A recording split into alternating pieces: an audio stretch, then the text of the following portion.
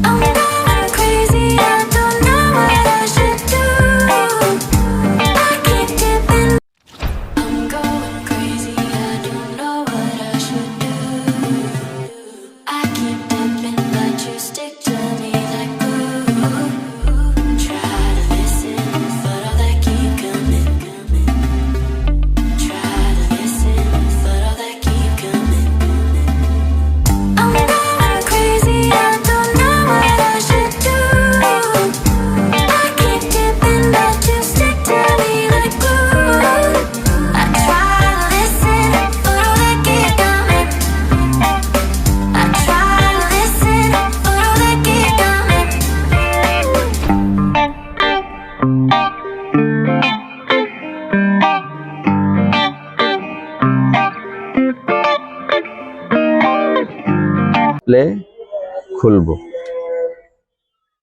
সাথেই থাকুন। ডিসপ্লে খোলা আপনাদেরকে দেখাবো, ডিসপ্লে কিভাবে খুলতে হয় সেটা দেখাবো, এবং সাথে পাশাপাশি এই ডিসপ্লে রিপ্লেস করা যায়। এই ডিসপ্লে আমাদের কাছে আছে। এই ডিসপ্লে না, শুধু আপনার মোটরসাইকেলের মোটামুটি যে মোটরসাইকেলের ডিসপ্লে আপনার ডিজিটাল মিটারের আপনার ডিসপ্লে 4B হইতে পারে, FZ version 2, phasor old version, তারপর হচ্ছে আপনার পালচার, RTR, এগুলো সমস্ত গাড়ির ডিসপ্লে আমাদের কাছে পাওয়া যায় অ্যাভেলেবেল। চাইলেই আপনারা আমাদের কাছে আইসা পরিবর্তন করতে পারেন। এখন আমি আপনাদেরকে দেখাবো হচ্ছে ডিসপ্লে কিভাবে খুলতে হয়। এখন এটাকে খুলবো, দেখুন এটা কিভাবে খুলতে হয়। সাবধানেই খুলতে হবে, কারণ এটা ভেঙে গেলে তো আবার ঝামেলা। এখানে লক আছে, এই যে লক, এই যে একটা লক। এই লকটা খোলার পরে আস্তে প্রেসার দিতে হবে। এখানেও আছে লক, খোলা শেষ। দেখতে পাচ্ছেন এটা খোলা শেষ। এখন খুলতে হবে এই ডিসপ্লেটা খুলবো হচ্ছে, এটাও সাবধানে খুলতে হবে, কারণ এখানে অনেকই থাকে। এই হচ্ছে ডিসপ্লে, পরে গুড়ি গুড়ি হয়ে গেছে। এই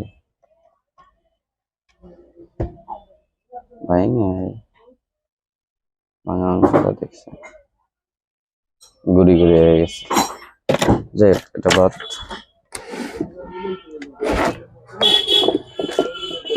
এরপরে হচ্ছে আমার কাছে ডিসপ্লে আছে। এই ডিসপ্লে গুলা অনেক ডিসপ্লে আছে আমার কাছে।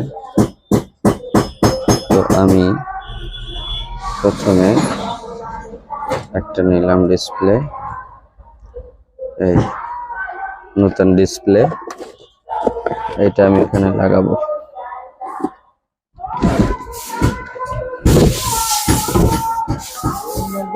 এই হচ্ছে নতুন ডিসপ্লে। এই নতুন ডিসপ্লে আমি ওখানে রিপ্লেস করে দেব।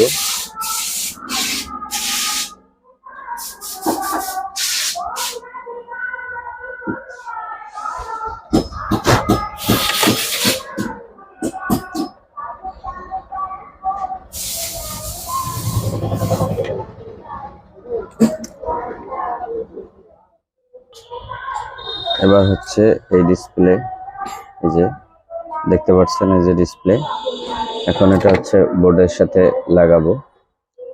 এটার জন্য খেয়াল করতে হবে সাবধানে, যাতে এটা ভেঙে না যায়। জোরে চাপ লাগলে ভেঙে যাবে, এটা যেহেতু অনেক সাবধানতার কাজ, তো আমি সাবধানেই করব, কারণ এটা ভেঙে গেলে অনেক টাকা লস।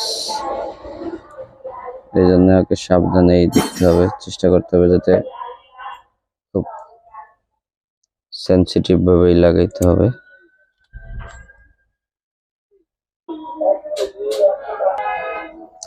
এখানে পরানো শেষ, এখন এটাকে আমরা ঝালাই করব। ঝালাই করার সময় খেয়াল করতে হবে যাতে কোনো অংশে ফাঁকা না থাকে। ফাঁকা থাকলে গ্যাপ থেকে গেলে সমস্যা। তো আগে প্রথমে ঝালাইগুলো সুন্দর মতো দেখতে হবে, যে ঝালাইগুলো যাতে সুন্দর মতো লাগে। লাড়াচাড়াতে দেখতে হবে যে ঝালাইগুলো যাতে সুন্দরভাবে লাগে এবং সুন্দরভাবে যাতে সবগুলো একবারে ক্লিয়ার ভাবে ঝালাই থাকে, এদিকে খেয়াল রাখতে হবে। যদি একটু এদিক সেদিক হয় তাহলে কিন্তু হবে।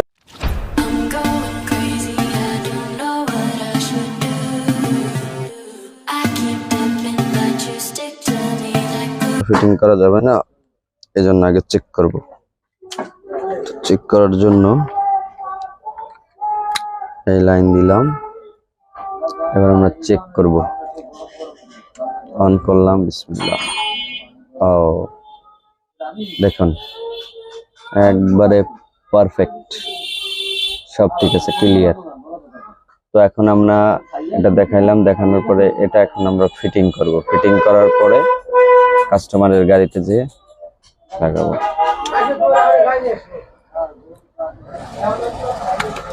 এটার কাজ শেষ। এখানে একটা স্টিকার আছে, স্টিকারটা উঠাইতে পারি, তো একটু পরে উঠাবো, কারণ এখানে আর একটু কাজ আছে। হ্যাঁ,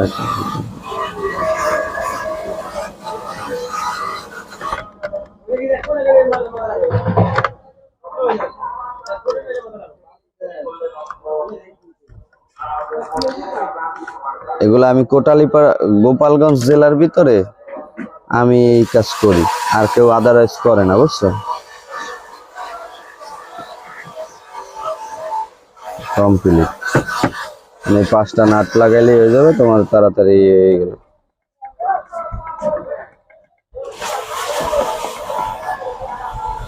পাঁচটা নাট বাকি আছে।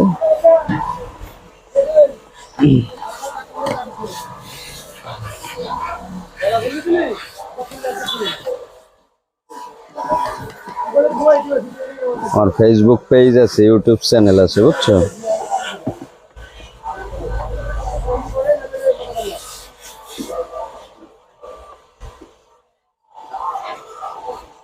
আমি তো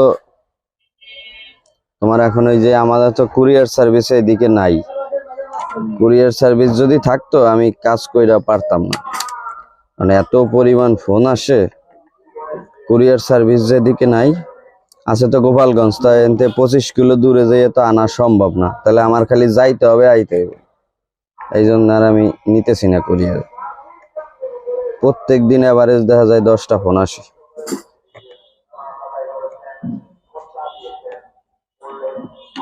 প্রথমে শুনে এই বলা লাগে যে ভাই কুরিয়ার তো আমাদের এদিকে নাই, কুরিয়ার আসলে দেখা যায় যে নেব পরে।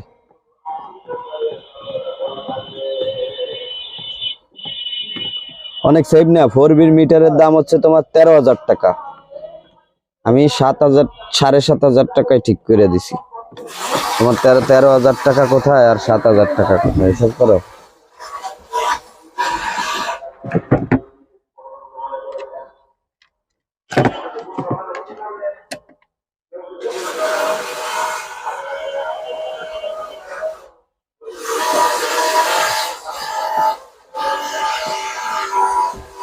একবারে কমপ্লিট।